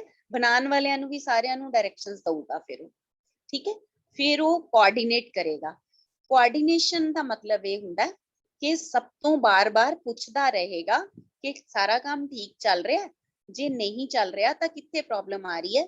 ਤਾਂ ਫਿਰ ਜਿਵੇਂ ਮੈਂ ਹੁਣੇ ਤੁਹਾਨੂੰ ਕਹਿ ਰਹੀ ਹਾਂ ਕਿ ਸੇਲ ਤਾਂ ਵਧਾਣੀ ਹੈ, ਐਡਵਰਟਾਈਜ਼ਮੈਂਟ ਲਈ ਵੀ ਉਹਨੇ ਬੰਦੇ ਲਗਾ ਦਿੱਤੇ, ਲੇਕਿਨ ਬਣਾਉਣ ਵਾਲਿਆਂ ਨੂੰ ਵੀ ਤਾਂ ਕਹਿਣਾ ਸੀ ਨਾ ਕਿ ਤੁਸੀਂ ਬਣਾਓ, ਤਾਂ ਦੋਨਾਂ ਨੂੰ ਜਿਹੜਾ ਹੈ ਚੈੱਕ ਕਰਦਾ ਰਹੇਗਾ ਕੋਆਰਡੀਨੇਟ ਕਰਦਾ ਰਹੇਗਾ, ਸਮਾਨ ਦੀ ਸਪਲਾਈ ਵੀ ਸ਼ੁਰੂ ਕਰਵਾ ਦੇਗਾ। ਠੀਕ ਹੈ, ਤਾਂ ਹੋ ਸਕਦਾ ਜਿਹੜੇ 5 ਸਿਟੀਜ਼ 'ਚ ਸਮਾਨ ਜਾ ਰਿਹਾ ਸੀ ਉਹਨਾਂ 'ਚੋਂ ਪਹਿਲੇ ਥੋੜਾ ਥੋੜਾ 6 ਸਿਟੀ ਦੇ ਵਿੱਚ ਭੇਜ ਵੀ ਦਿੱਤਾ ਜਾਏ, ਜਿਹੜਾ ਵਾਧੂ ਬਣੇਗਾ ਤਾਂ ਫਿਰ ਉਹ ਵੀ ਸਾਰਿਆਂ ਦੇ ਵਿੱਚ 6 ਦੇ 6 ਸਿਟੀਜ਼ ਦੇ ਵਿੱਚ ਭੇਜ ਦਿੱਤਾ ਜਾਏਗਾ। ਕੋਆਰਡੀਨੇਟ ਵੀ ਕਰੇਗਾ, ਕੋਆਰਡੀਨੇਟ ਮਤਲਬ ਸਾਰਿਆਂ ਦੇ ਵਿੱਚ ਤਾਲਮੇਲ ਬਣਾ ਦੇਣਾ। ਠੀਕ ਹੈ, ਤਾਲਮੇਲ ਬਣਾ ਦੇਣਾ ਕਿ ਇਸ ਤਰ੍ਹਾਂ ਨਹੀਂ ਹੈ ਕਿ ਵੇਚਣਾ ਹੀ ਹੈ, ਵੇਚਣ ਲਈ ਬਣਾਉਣਾ ਵੀ ਪਏਗਾ, ਵੇਚਣ ਦੇ ਲਈ ਐਡਵਰਟਾਈਜ਼ਿੰਗ ਵੀ ਕਰਨੀ ਪਏਗੀ, ਸਾਰਾ ਕੁਝ ਉਹਨੂੰ ਇੱਕ ਟਾਈਮ ਤੇ ਇਕੱਠਾ ਦੇਖਣਾ ਪਏਗਾ, ਕੋਈ ਵੀ ਇੱਕ ਚੀਜ਼ ਉਹ ਛੱਡੇਗਾ ਨਹੀਂ। ਲਾਸਟ ਜਿਹੜਾ ਹੈ ਕੰਟਰੋਲਿੰਗ, 6 ਨੇ ਇਹਦੇ ਵਿੱਚ ਐਡਮਿਨਿਸਟ੍ਰੇਟਿਵ ਫੰਕਸ਼ਨਸ ਜਿਹੜੇ ਨੇ ਉਹ 6 ਨੇ, ਜਿਵੇਂ ਫਸਟ ਸੀਗਾ planning, second organizing, third staffing, fourth directing ਹੈਗਾ, ਫਿਫਥ ਜਿਹੜਾ ਹੈ ਕੋਆਰਡੀਨੇਟਿੰਗ ਹੈ, ਐਂਡ ਸਿਕਸਥ ਹੈਗਾ ਕੰਟਰੋਲਿੰਗ। ਕੰਟਰੋਲਿੰਗ ਦਾ ਮਤਲਬ ਇਹ ਹੁੰਦਾ ਹੈ ਕਿ ਉਹਨੇ ਜਿਵੇਂ ਫਿਕਸ ਕੀਤਾ ਹੋਇਆ ਕਿ 10% ਸੇਲ ਵਧਾਣੀ ਹੈ ਤਾਂ ਉਹ ਚੈੱਕ ਰੱਖੇਗਾ ਕਿ ਕੀ 10% ਜਿਹੜੀ ਹੈ ਵਧੀ ਹੈ, ਜੇ ਨਹੀਂ ਵਧੀ ਤਾਂ ਕਿਉਂ ਨਹੀਂ ਵਧੀ, ਤੇ ਉਹਦੇ ਲਈ ਉਹਨੂੰ ਕੀ ਸਟੈਪਸ ਚੱਕਣੇ ਚਾਹੀਦੇ ਨੇ। ਇਹ ਬੇਟਾ ਲਾਸਟ ਵਿੱਚ ਨਹੀਂ ਦੇਖੇਗਾ, ਇਹ ਹਰ ਹਫਤੇ ਜਾਂ 15 ਦਿਨ ਬਾਅਦ ਉਹ ਚੈੱਕ ਕਰਦਾ ਰਹੇਗਾ ਕਿ ਵਾਕਈ ਮੈਂ ਜਿਹੜਾ ਹੈ 10% ਸੇਲ ਵਧਾਉਣ ਦੇ ਵਿੱਚ ਸਫਲ ਹੋ ਰਿਹਾ ਹਾਂ ਕਿ ਨਹੀਂ। ਜੋ ਵੀ ਟਾਰਗੇਟ ਹੈ ਉਹਦੇ ਹਿਸਾਬ ਦੇ ਨਾਲ ਉਹਨੂੰ ਸਾਰਾ ਚੈੱਕ ਕਰਦੇ ਰਹਿਣਾ ਪਏਗਾ, ਕਿਉਂਕਿ ਨਾਲ ਦੀ ਨਾਲ ਹੀ ਕਰੈਕਸ਼ਨ ਵੀ ਕਰਨੀ ਹੈ। ਕੰਟਰੋਲਿੰਗ ਦਾ ਮਤਲਬ ਹੀ ਇਹੀ ਹੈ ਕਿ ਗੋਲ ਜਿਹੜੇ ਸੈੱਟ ਕੀਤੇ ਹੋਏ ਨੇ ਉਹਨਾਂ ਨੂੰ ਤੇ ਜਿਹੜਾ ਐਕਚੁਅਲ 'ਚ ਕੰਮ ਹੋ ਰਿਹਾ ਉਹਨਾਂ ਦੋਨਾਂ ਨੂੰ ਮੈਚ ਕਰ ਲਓ। ਜੇ ਉਹ ਦੋਨਾਂ 'ਚ ਕੋਈ ਡਿਫਰੈਂਸ ਹੈਗਾ ਤਾਂ ਉਹਨੂੰ ਫਿਰ ਠੀਕ ਵੀ ਕਰਨਾ ਹੈ, ਕੰਟਰੋਲ ਕਰਨਾ ਹੈ। ਕੰਟਰੋਲ ਕਰਨ ਦਾ ਇਹੀ ਮਤਲਬ ਹੈ ਵੀ ਜੋ ਟਾਰਗੇਟ ਫਿਕਸ ਕੀਤੇ ਗਏ ਨੇ ਕੀ ਕੰਮ ਉਹਦੇ ਅਕੋਰਡਿੰਗ ਹੋ ਰਿਹਾ, ਜੇ ਤਾਂ ਹੋ ਰਿਹਾ ਦੈਨ ਇਟਸ ਓਕੇ, ਇਫ ਜੇ ਨਹੀਂ ਹੋ ਰਿਹਾ ਤਾਂ ਫਿਰ ਉਹਦੇ ਲਈ corrective measures ਵੀ ਲੈਣੇ ਪੈਣਗੇ, measures ਲੈਣੇ ਪੈਣਗੇ ਸਹੀ ਕਰਨ ਵਾਸਤੇ, ਠੀਕ ਵੀ ਕਰਨ ਵਾਸਤੇ।